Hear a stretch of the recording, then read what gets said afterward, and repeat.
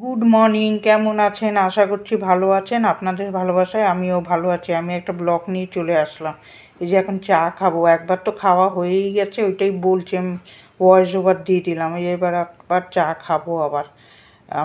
আমার চায়ের নেশা খুব, দুবার অন্তত খাই আমি চা। বরমশাই চা করেছে, চাটা খেয়ে নিই, তারপরে কাজ হাত দেবো। এই যে বরমশাই আটা মাখছে, আকাশে দেখুন কি সুন্দর সাদা সাদা তুলোর মতন মেঘ।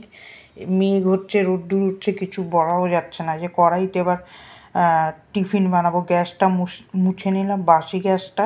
কড়াইতে তেল দেবো, একটুখানি পাঁচফোড়ন দিয়ে ভেন্ডি আলুটা দিয়ে ভালো করে ভাজা ভাজা করবো। হলুদ লবণ আর একটুখানি মিষ্টি দিয়ে তরকারিটা ওই পাশে দিয়ে দেবো জল দিয়ে। তারপরে এখানে রুটি করবো, রুটি ছেঁকে নেবো। আমাদের আবার রুটি না করলে হবে না, মানুষ থাকুক না থাকুক এদের রুটি না খেলে হয় না। আমাদের শ্বশুরবাড়ির লোকরা আবার খুব রুটি খায়, আমাদের বাপের বাড়ি আবার রুটি অত খায় না, একটু চাউমিন টাউমিন হলে হয়ে যায়, কিন্তু এদের রুটি লাগে।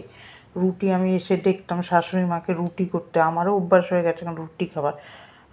রুটি করে যে খাওয়ার জলটা ভরে নিচ্ছি, ভেন্ডির তরকারিটা হচ্ছে, এর ফাঁকে ফুঁকে আমি কাজ করছি। আজকে ভেবেছিলাম ঘর পরিষ্কার করব, কিন্তু না, ঘর পরিষ্কার করবো না। আজকে শনিবারে ঘর পরিষ্কার করা যায় না, ওই জন্যে শনি মঙ্গলবারটা বাঁচি। আজকে ঘরটায় হাত দিলাম না, শনিবারে ঘরে হাত দেবো না বলে আর ঝাড়লাম না। এই যে তরকারি হয়ে গেছে, একদম হালকা পাতলা রুটির তরকারি করলাম।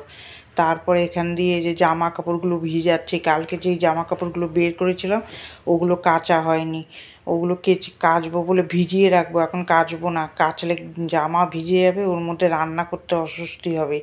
ওর জন্য ভিজিয়ে রেখে আমি রান্না করে তারপরে গিয়ে কাচবো, তাহলে পরিষ্কারটাও হয়ে যাবে। তারপরে কটা বাসন আছে, বাসন মাজবো। আমার বরমশাই কটা মেজে দিয়েছিল সকালে, আমার এই আঙুলটা পুরোপুরি সারেনি, আঙুলটা ব্যথা আছে বলে ওই জন্যে বরমশাই কটা মেজে দিয়েছিল, আর কটা ছিল আমি মেজে দিচ্ছি। আমরা দুজনকে এরম বুঝে বাজে কাজ করি। এই যে এখানে কড়াই টড়াইগুলো মেজে ফেলবো। টিফিন হয়ে খেয়ে নিয়েছিলাম রুটি আর ওই তরকারি। হালকা পাতলা ভেন্ডির তরকারি খেতে খুব ভালো লাগে। আপনারা কে কে খান কমেন্ট করে জানাবেন। এগুলো হালকা পাতলা রুটি দিয়ে বেশ ভালো লাগে। চাল তুলে যে চালটা ভালো করে ধুয়ে নিচ্ছি, চালে নোংরা থাকে ভীষণ, সুন্দর করে ধুয়ে নিচ্ছি। ধুয়ে তারপরে ভিজিয়ে রাখবো একটু সময়, ততক্ষণ জলটা গরম হোক। আজকে আমার ফেভারিট ডাল, বিউলির ডাল করবো, আমার এত ভালো লাগে। আমি বরমশাইকে বলেছি আজকে বিউলির ডাল করবো। মুগ ডাল আমার আবার ভালো লাগে না, এই বিউলির ডালটা খেতে আমার খুব ভালো লাগে। এই যে এবার জল গরম হয়ে গেছে, চালটা ছেড়ে দেবো। আজকে ঘর দুয়ার কিছু পরিষ্কার করলাম না, ওই আজকে ইচ্ছাও করছিল না, আর তাছাড়া শনিবারে করে না ওরকম। তারপরে এখানে চালটা ছেড়ে দিয়ে তারপরে ওই পাশে মৌরি আর শুকনো লঙ্কা শুকনো কড়াইতে ভেজে নামিয়ে নেবো। তারপরে আলু পোস্ত করবো, ওইটার আলুটা ভাজতে বসাবো পাঁচফোড়ন দিয়ে। এখানে ভাজা মশলাটা শুকনো শিলে বেটে নেবো, শিলে বাটার অভ্যাস কেটে গেছে। তারপর আবার এই যে আলুটা ভেজে নিচ্ছে, আবার এখানে পোস্ত বাটবো, এটা গুঁড়িয়ে নামিয়ে নিয়েছি, এখন পোস্ত বাটবো। আগে কিন্তু শিলেই বাটতাম, এখন ওই মিক্সার মেশিন হয়ে এখন আর শিলে বাটতে পারি না। অভ্যাসের দাস দেখেন কীরকম। আগে তো এইরকম শিলে বেটেই আগের কালে মানুষরা বেটে চুটে খেতে ভালো লাগতো। তারপরে যে পোস্তর আলুটা ভাজা ভাজা হয়ে গেছে, যে পোস্ত কাঁচা লঙ্কা বাটা দিয়ে দিলাম, দিয়ে নাড়িয়ে চাড়িয়ে লবণ আর আমি একটু হলুদ দেবো। পোস্ততে অনেকে হলুদ দেয় না, আমি একটু দেবো, আর নাহলে একদম ওরম ভাল লাগে না। আমার বরমশাই দেখুন এই যে এখানে যে টাওয়েলগুলো রাখে এই জায়গাটা পরিষ্কার করে দিচ্ছে। তারপরে এখানে কড়াইতে তেল দেবো, শুকনো লঙ্কা, তেজপাতা দিয়ে, মৌরি আর আদা বাটা দিয়ে ফোড়ন দিয়ে দেবো বিউলির ডালটা। ভালোই হয়েছিল খেতে। আমি তো আজকেই ভিডিওটা করেছি, আজকেই ছাড়ছি, ঘন ঘন করে করব।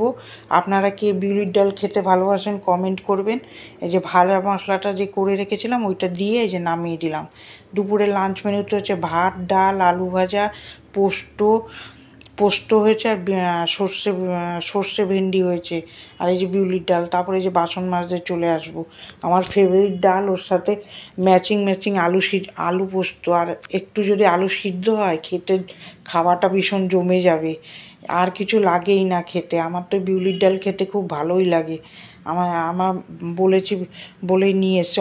আপনারা কে কে খেতে ভালোবাসেন কমেন্ট করবেন। এই যে এখানে কটা বাসন আছে, এখন কি করি বাসন জমাই না, একটু একটু রান্না করি আর মেজে ফেলি, না হলে না রান্না করে বাসন মাজতে প্রচণ্ড কষ্ট হয়। ওর জন্য আমি কী করি একটু একটু মাজি আর ধুয়ে ফেলি।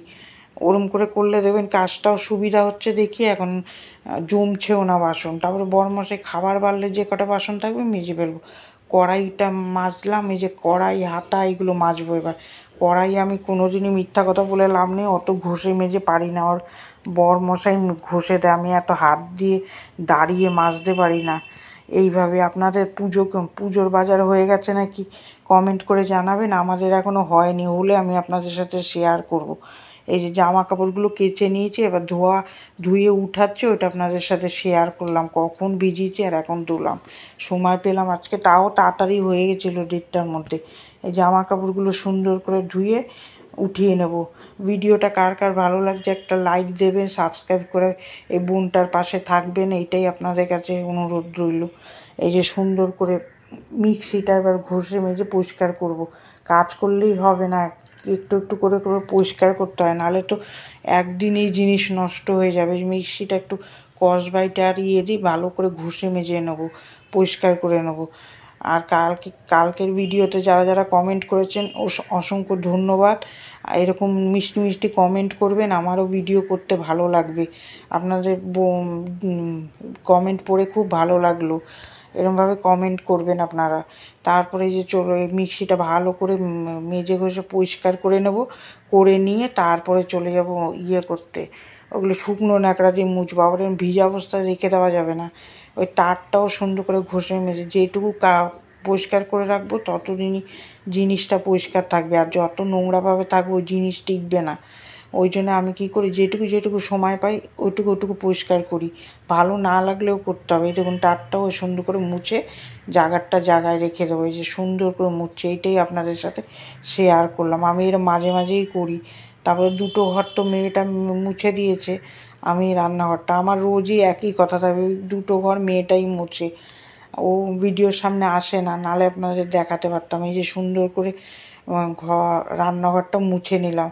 আর বাইরে কোথাও যাই না বলে ভিডিও আপনাদের সাথে বেশি শেয়ার করতে পারি না।